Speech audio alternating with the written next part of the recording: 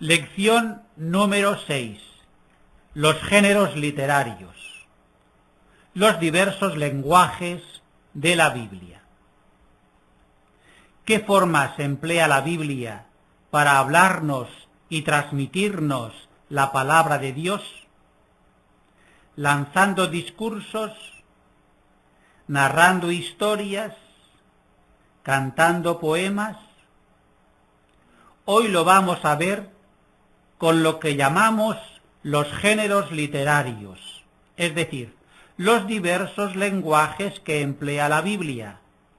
Cuenta historias, entona cantos, compone discursos, inventa parábolas y cuentos, y con todo ello no hace sino transmitirnos la palabra de Dios.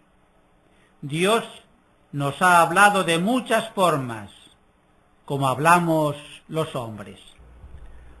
Hoy comienzo sin más contándoles lo que me pasó a mí mismo con un padre muy ancianito, muy inocente, muy santo, con otro compañero, los dos sacerdotes jóvenes.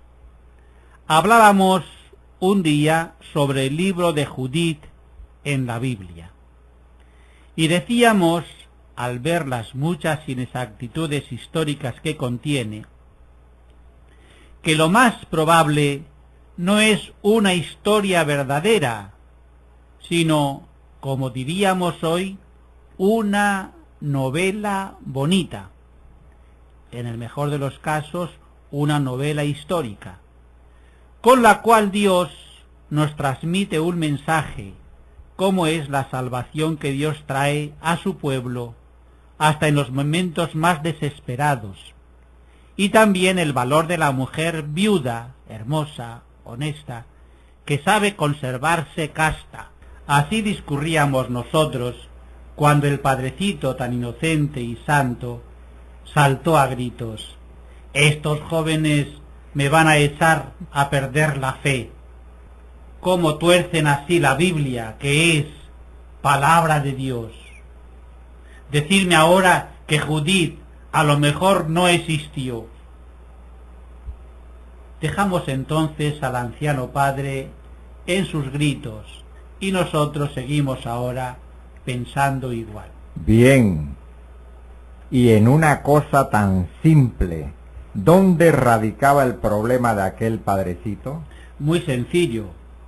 Hasta hace poco se tomaba todo lo de la Biblia al pie de la letra, como historia verdadera, sin atender a que la Biblia la escribieron hombres de hace muchos siglos en Oriente, con una mentalidad y unas formas totalmente diversas a las nuestras, y se fijaba siempre en lo que decía la letra de la Biblia, y no en lo que querían expresar los escritores sagrados con aquel lenguaje. ¿Quiere esto decir que nosotros hemos de estar muy al tanto a eso que usted acaba de insinuar? ¿Qué quiere decir la Biblia y no precisamente la forma en que lo dice? Esto es claro, porque la forma de expresarse Dios sería hoy muy diferente de entonces. Tengo muy presente la lección anterior. El escritor era plenamente autónomo y escribía como se escribía en aquellos siglos dentro del pueblo judío. Adivino que esta lección va a ser muy animada, si es que nos metemos en las formas literarias que ha usado la Biblia. Así es, Rosy. Hoy nos toca una lección importantísima, llamada los géneros literarios. Si los ignoramos, nos vamos a encontrar con dificultades grandes e insalvables cuando leemos la Biblia. Pero conocidos, cada página de la Biblia nos resulta muy bella y cada vez más interesante. Entonces, claridad, mucha claridad es lo que queremos en esta lección. Al decir lección importantísima, no quiero decir que sea precisamente difícil. Al contrario, yo la creo para nosotros bastante fácil. Ha sido muy difícil en el último siglo para los estudiosos y causa de muchas reticencias aun dentro de la misma Iglesia. Me lo imagino, porque hablan de luchar, como aquel su querido padrecito de la anécdota, y ha estado muy bien, Padre Luis, que haya comenzado por ella, contra todos los siglos anteriores, cuando se consideraba la Biblia como un libro rigurosamente histórico, sin más interpretación que la significada por la misma letra, inmutable. Una vez más, que me remito a la lección anterior. Cuando hablamos de la Biblia como palabra de Dios, decíamos que esa palabra de Dios es también palabra de hombre. ¿No está aquí la clave de todo? Muy cierto, porque Dios, para hablarnos, lo ha hecho por medio de los hombres que escogió e inspiró cuando ponían por escrito la revelación y la palabra de Dios. Y esos hombres escribían como hombres de su tiempo, con estilos muy diferentes, y no siempre hacían historia, sino, como los escritores modernos, escribían de muchas maneras, como lo vemos en la misma Biblia. ¿No podría exponernos sin más, Padre Luis, algunas de esas muchas formas de hablar, de escribir, de expresarse que tiene la Biblia? Deben ser muchas, me imagino. Sí, son muchas. Si nos ponemos a enumerarlas, sale una lista interminable. Me limito a señalar alguna nada más. Perdonen si me alargo. Los escritores de la Biblia a veces contaban historias verdaderas, como la destrucción del templo por Nabucodonosor. Otras veces repetían leyendas antiguas según estaban en la memoria del pueblo, como el diluvio en tiempos de Noé. A veces recurrían a imágenes bonitas, como que Josué detuvo el sol y la luna para poder acabar la batalla. Escribieron libros de profecía, como Isaías, Jeremías o Amós. Compusieron salmos, poemas y cantos. Recopilaban sentencias, dichos y refranes que corrían entre la gente, como en el libro de los Proverbios. Inventaban visiones fantásticas, como los libros apocalípticos. Para amaestrar al pueblo, recurrían a parábolas y cuentos, como hacía el mismo Jesús. Escribían cartas verdaderas de asuntos familiares, como Pablo a Filemón, u otras puramente doctrinales, como el mismo Pablo a los romanos. Repetían discursos que no quedaron en ninguna grabadora, ni registraron con taquigrafía, como el de Jesús en la montaña, conservado por Mateo, o el de Pablo en Atenas, reproducido por Lucas en los Hechos, y así otras y otras. Y seguro, Padre, que en ese otras y otras se deja unas cuantas más. Podemos hacerlo nosotros mismos, rebuscando en las páginas de la misma Biblia. No te niego, Rosy, que sería un ejercicio bastante entretenido y provechoso. Entonces, ¿qué decir de todas estas formas de hablar que tiene la Biblia? Si no queremos equivocarnos y entender bien todo, hemos de tener muy presente la manera de hablar en cada caso. No podemos interpretar los 6 días de la creación del Génesis, millones de años antes de que existiera el hombre, igual que la pasión y muerte de Jesús, presenciada por los testigos que nos la cuentan. Comprendo que esto es necesario en absoluto para entender la Biblia. Hay que conocer los géneros literarios o diversas formas del lenguaje de los hebreos de aquel tiempo si no queremos exponernos a muchas equivocaciones. Lo que yo he dicho antes, habrá que mirar lo que quiere decir la Biblia, no lo que dice al pie de la letra. ¿Me permiten una comparación que quizá les extrañe? Tomamos un libro de fama universal, El Quijote. Todos sabemos que Don Quijote no existió, y sin embargo decimos, fulano está más loco que Don Quijote. Siempre atacando a los molinos de viento como Don Quijote. Es mejor tomarse la vida tranquilamente, como Sancho Panza, y no tan a lo loco, como Don Quijote. Vamos, padre, frases así las decimos continuamente. Muy bien, Javi, pero el que hablemos así, ¿quiere decir que creemos en la existencia de Don Quijote? Ya se ve que no. Y sin embargo, todos sabemos lo que quiere decir el libro de Don Quijote de la Mancha. Rosy, cuando tú lo has leído, ¿qué has pensado? Se pueden pensar muchas cosas. Cervantes, el autor, nos puede transmitir un mensaje como este. La vida idealista, honrada, generosa, a pesar de los disparates que se pueden cometer, tiene un gran valor, y la vida apoltronada, por muy sensata que sea, no pasa de ser una vida vulgar. Regreso a la comparación del Quijote, que puede resultar algo exagerada, pero por eso precisamente se entiende muy bien lo que usted está explicando. Sigo pues en la misma línea. Supongamos que nos dicen que un libro de la Biblia, al que hemos tenido hasta ahora como rigurosamente histórico, no es una historia, sino un simple libro edificante, una historia inventada. ¿Deja de ser por eso palabra de Dios? Es totalmente palabra de Dios, no contiene ningún error. Entendido.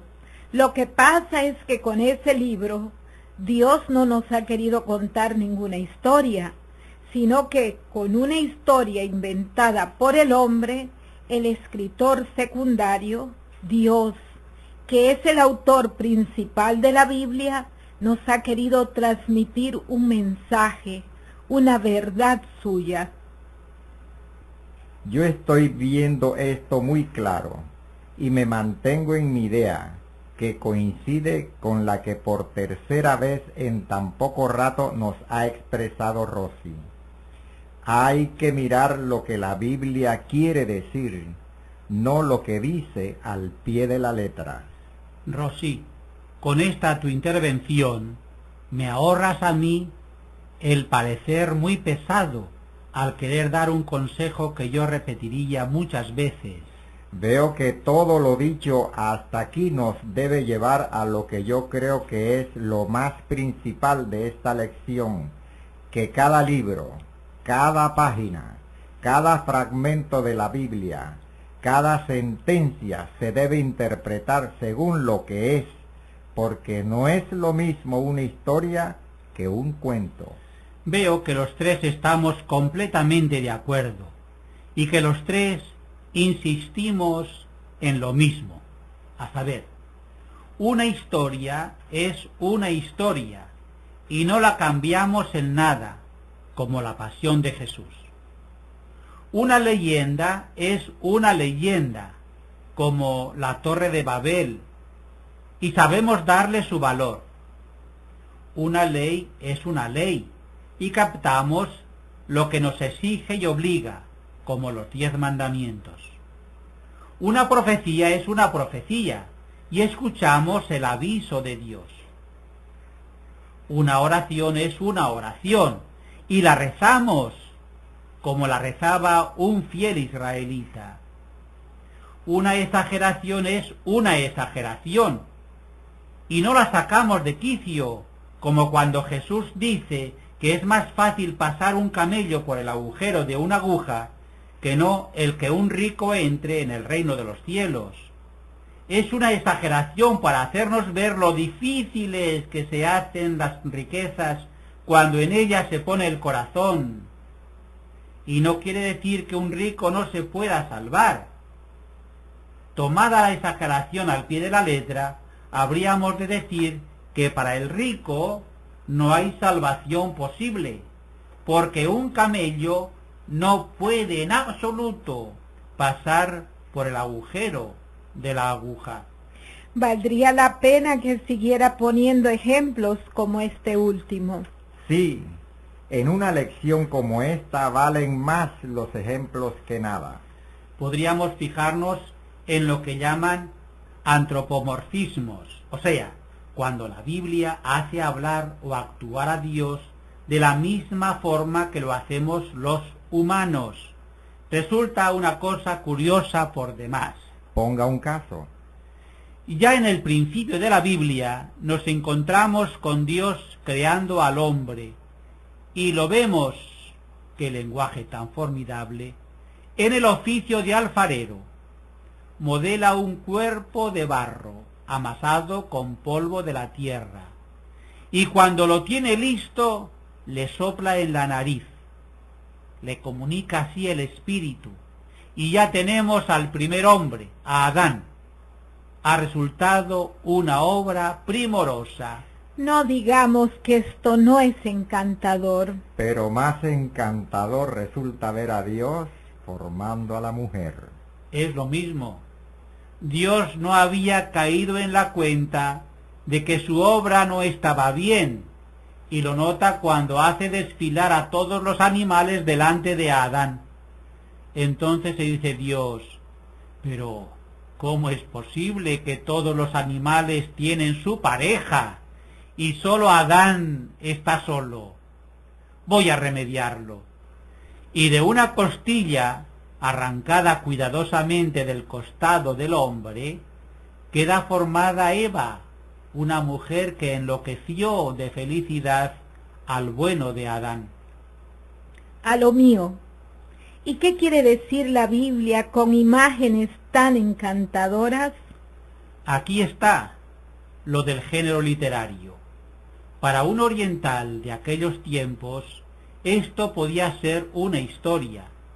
Así lo contaban los antiguos, a los que se lo contaban otros más antiguos que ellos, y así se llegaba hasta el primer hombre, que podía ser testigo de todo. Pero nosotros sabemos que todo esto está en contradicción con la ciencia y con la historia, y sabemos darle su justo valor. Por eso, Rosy, quiero que nos digas ese valor que tú le das a semejante narración. Lenguaje tan bello no quiere decir sino que el hombre fue creado por Dios, que el hombre es superior a todos los animales, pues es capaz por su inteligencia de ponerles nombre, y así es más grande que el resto de la creación, que la mujer es de la misma dignidad que el varón, puesto que los dos proceden del mismo Dios creador, que el matrimonio es cosa de Dios y no invención de los hombres. Pues vaya consecuencias que pueden salir de hechos como este, y dicho todo con lenguaje inolvidable. Y sin embargo, a nadie se le ocurre hoy tomar esto como historia, y lo tomaría como historia cualquiera que no distinga lo que son los géneros literarios de la Biblia. ¿Nos podría dar una norma para proceder con pie seguro a leer la Biblia? Te la doy con las mismas palabras que tú has repetido varias veces. En la Biblia, todos los géneros literarios están muy mezclados. De aquí la importancia de estudiar cada pasaje en sí mismo. Y toda nuestra actitud la podríamos encerrar en dos preguntas que nos hacemos al leer cualquier página de la Sagrada Escritura. ¿Y cuáles son esas preguntas? Muy sencillas. Primera, ¿qué dice aquí la Biblia al pie de la letra? Leemos y viene después la segunda pregunta, la más importante. ¿Qué quiere decirnos Dios aquí? Con este hecho, con estas palabras, con estas comparaciones. ¿Y cómo resumiría toda la lección de hoy? Esto de los géneros literarios, aparte de muy bonito, es muy importante. No resulta difícil. Los puntos son muy fáciles de recordar y los van a recordar bien. Primero, la Biblia tiene muchas formas de hablar, tantas como usamos los hombres: historia, profecías, leyes, oraciones, parábolas, refranes.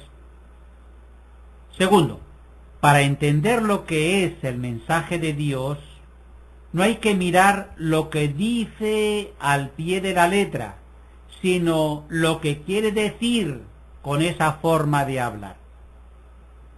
Tercero, el mensaje de la Biblia no cambiará nunca. Con el estudio iremos comprendiendo mejor los géneros literarios de aquel tiempo y descubriremos mejor la palabra de Dios. Vaya que ha sido bueno Dios con la Biblia. Dios nos dice por ella: no me entiendes. Hablo palabra de hombres, y con palabra de hombres, con las mismas formas que los hombres, yo te doy ahora para ti mi palabra de Dios.